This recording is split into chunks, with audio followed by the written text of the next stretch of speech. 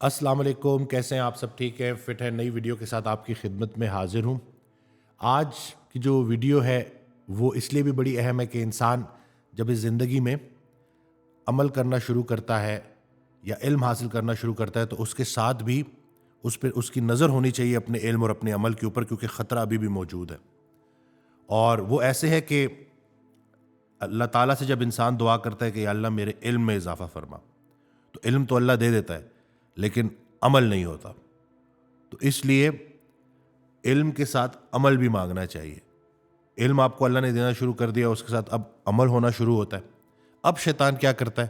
اب آپ سے وہ اخلاص چھین لیتا ہے کہ علم بھی ہے، عمل بھی ہے اور اخلاص نہیں ہے۔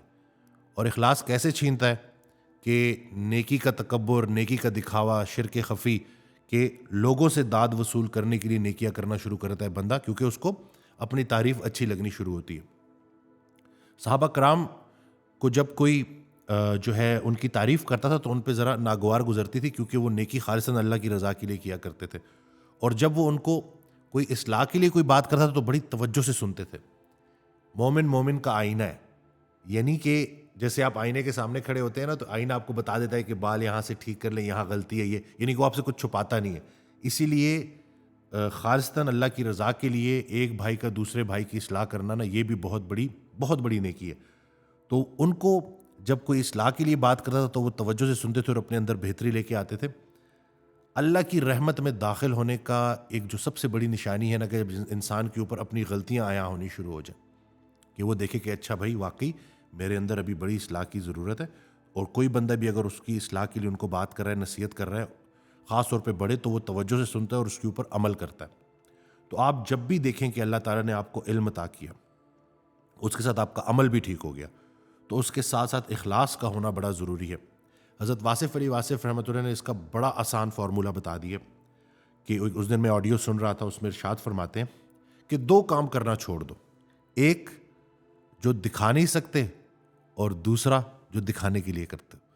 یعنی کہ تنہائی میں کیے ہوئے غلطیاں، گناہ کے، جس میں آپ کو پتہ ہے کہ جیسے اشفاق احمد صاحب کی بڑی پیاری بات ہے کہ گناہ کرنے سے پہلے بندہ ادھر ادھر دیکھتا ہے، اوپر نہیں دیکھتا۔ تو اپنی تنہائی کو کلمہ پڑھانا ہے، اپنی تنہائی کو مومن کرنا ہے، تو ایک تو وہ کام چھوڑ دو جو دکھا نہیں سکتے، ٹھیک ہے، زندگی میں جو ہے آسانی ہو جائے گی، اخلاص آ جائے گا۔ دوسرا، جو کام دکھانے کے لیے کرتے ہو وہ چھوڑ دو، یعنی کہ دکھاوے کے لیے۔ آج کل سوشل میڈیا کا دور ہے، نیکی کر فیس بک پہ ڈال، اور اس سے لوگوں کے اندر نا اپنی ایک تعریف پیدا ہو جاتی ہے کہ وہ اپنے آپ کو بہت بڑا سمجھنے لگتے ہیں۔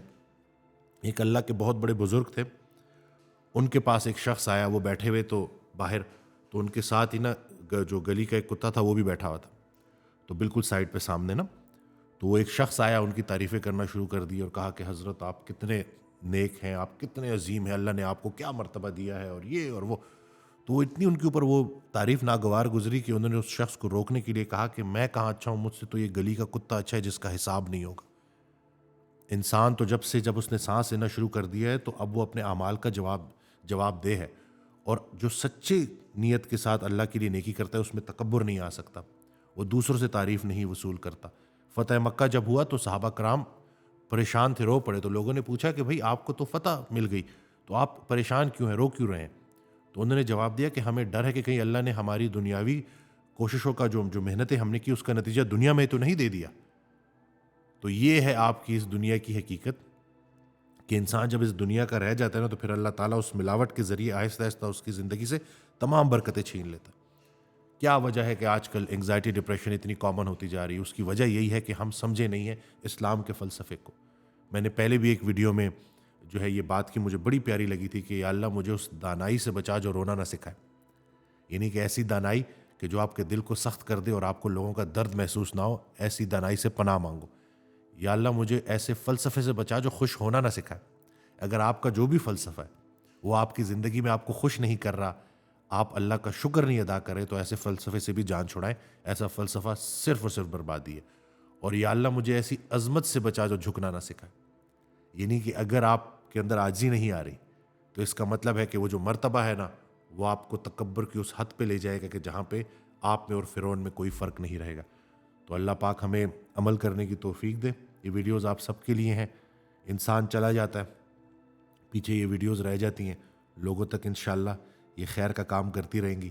میرے پاس جب لوگ آتے ہیں اور جب وہ اتنے پریشان ہوتے ہیں اور جب میں دیکھ رہا ہوتا ہوں کہ ان کو کوئی سمجھانے والا نہیں ہے، بتانے والا نہیں ہے، ایک دوڑ ہے جس میں پڑے ہوئے ہیں، اور حقیقت یہ ہے کہ کچھ ہی عرصے میں 50 سال میں آپ دیکھ لیں، 50 سال کے اندر آبادی بڑھ جاتی ہے اور بندہ ایک بھی آپ کا واقف نہیں رہتا۔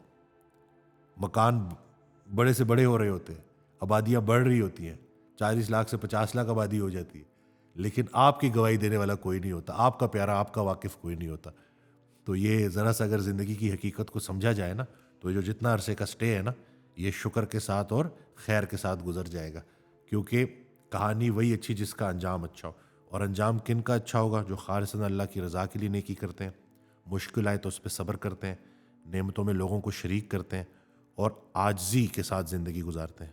تو بس اللہ پاک عمل کرنے کی توفیق دے۔ ویڈیو شیئر کرنا نہ بھولیے گا۔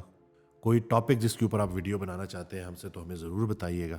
دعا میں یاد رکھیے گا۔ اللہ حافظ۔